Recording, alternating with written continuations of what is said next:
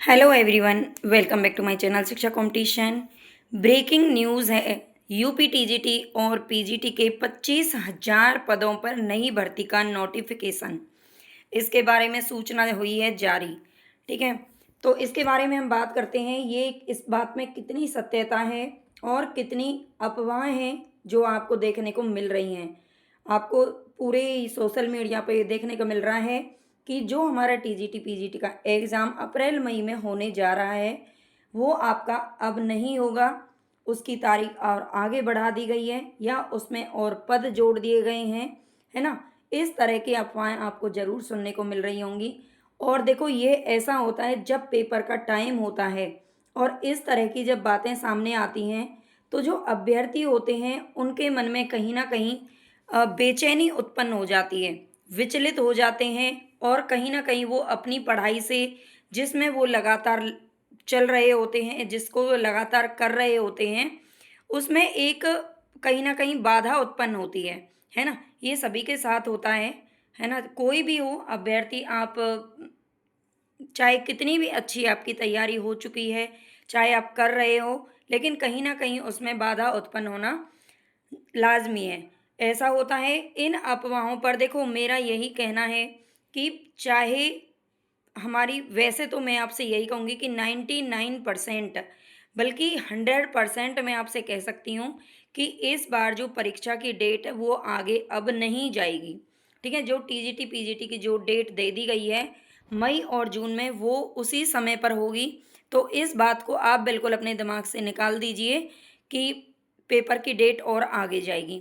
नहीं जाएगी बिल्कुल भी, क्योंकि सरकार इसमें पहले ही बहुत डिले कर चुकी है और अब वो आगे ऐसा रिस्क नहीं लेगी, क्योंकि इससे फिर बच्चों के मन में और भी ज़्यादा रोष उत्पन्न होगा।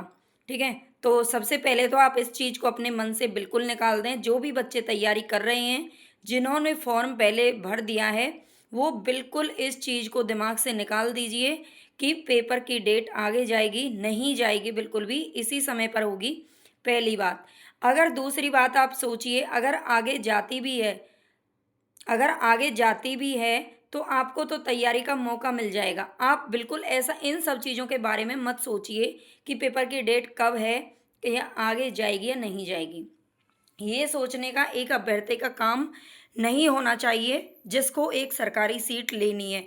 क्योंकि पेपरों के टाइम पे ये अफवाहें जो होती हैं ना, जितने भी एग्ज़ाम होते हैं आज तक हुए हैं, ये अनुभव है मेरा कि उसमें उसके समय पर इस तरह की अफवाहें आती ही रहती हैं।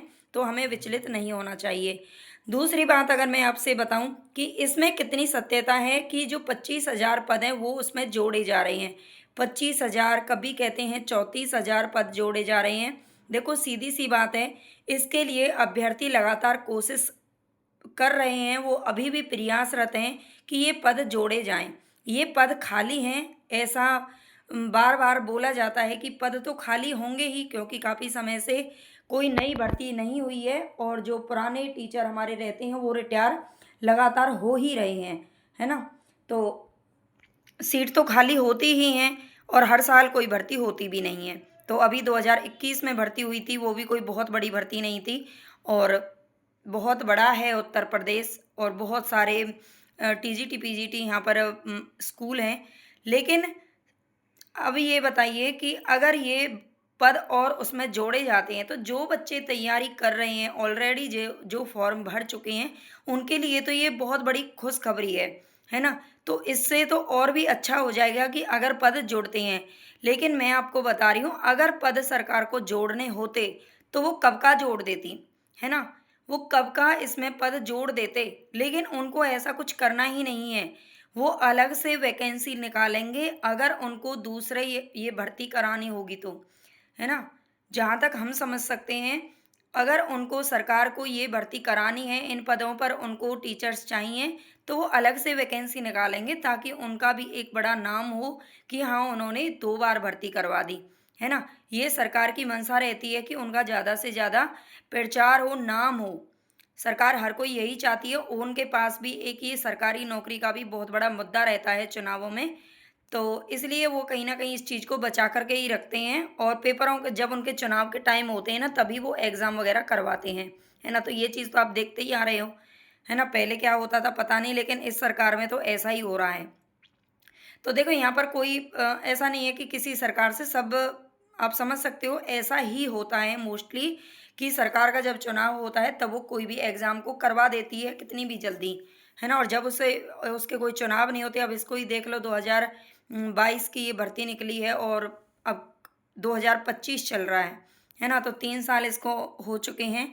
लेकिन अगर सरकार को जोड़ने होते तो वो पद जोड़ देती, और जो बच्चे फॉर्म पहले भर चुके हैं तो उनको तो बिल्कुल विचलित नहीं होना चाहिए। मेरा आपसे बस यही कहना है कि आप बिल्कुल परेशान मत होइए, बिल्कुल भी अपने मन को इधर-उधर मत डुलाइए, और इस तरह की न्यूज़ों को बार-बार चैनलों पर जाकर मत देखिए, है ना। मैं तो इस तरह की कोई वीडियो मोस्टली बनाती ही नहीं हूँ, क्योंकि जो बच्चे पढ़ रहे हैं उनको आराम से पढ़ने दें। लेकिन मैंने आज देखा कि कई लोग हैं जो बार-बार इस पर वीडियो बना रहे हैं, देख रहे हैं, तो मुझे लगा एक बार बच्चों को बोल देना चाहिए।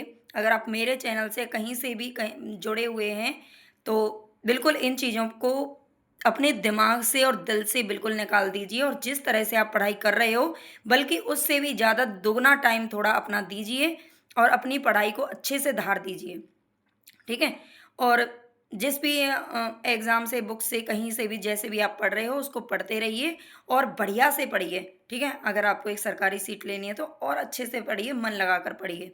इन चीज़ों से विचलित मत होइए।